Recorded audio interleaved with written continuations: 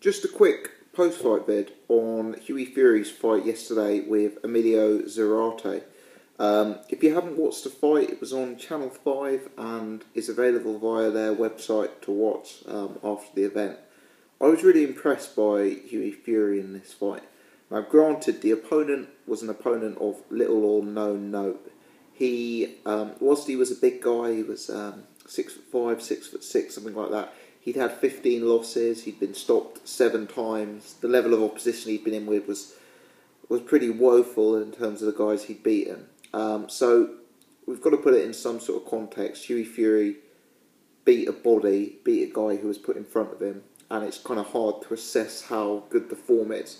Nevertheless, I thought Hughie looked really good, and I thought Hughie put in an improved performance. He stopped Zarate in the second round, which is notable because his last couple of fights, Andre Rudenko, George Arias, Danny Hughes, he's actually gone the distance in all three. And on all 3 occasions he's been the far superior technician, the far superior boxer.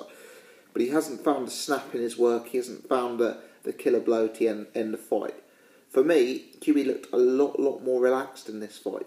There was a certain swagger to his game. There was a certain sway. He wasn't rigid. He wasn't sort of forcing his work. You know, Peter Fury often says Hughie's got power. The problem is he looks for the knockout too much. And here he came out. He was really easy, really loose. And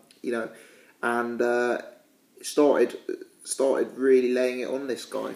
The jab, he threw the jab from low, kept his hand low, but it was like a piston. You know, it was pumping out, and it was so hard. It was so fast. Real accuracy from Hughie, you know, there wasn't a lot of wasted work.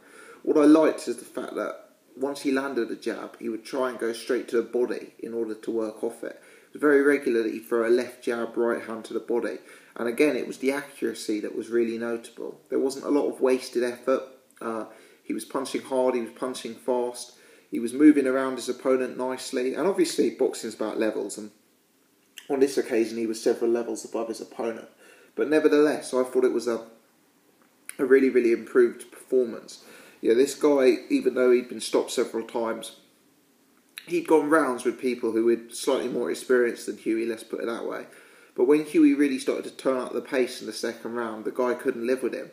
Hughie threw a nice sort of right cross to the guy, hit him on the chin, then dropped to the body, hit the guy in the body, and he couldn't make the 10 count. He wasn't like clean knocked out, but you know, it was enough to put him out of there. And based on this performance, I've started to lose the faith with Hughie a bit. I've kind of viewed Hughie in his more recent fights as like a Malik Scott type heavyweight.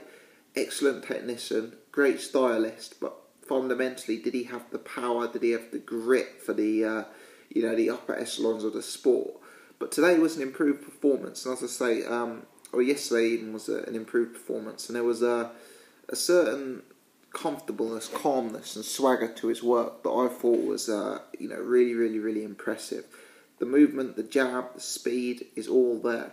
And I think some of the punches he throws, you know, the variety of punches and the ways he sets them up in combinations really reminds me of Tyson Fury, and makes me think that Hughie has got potential to go a long way in the sport.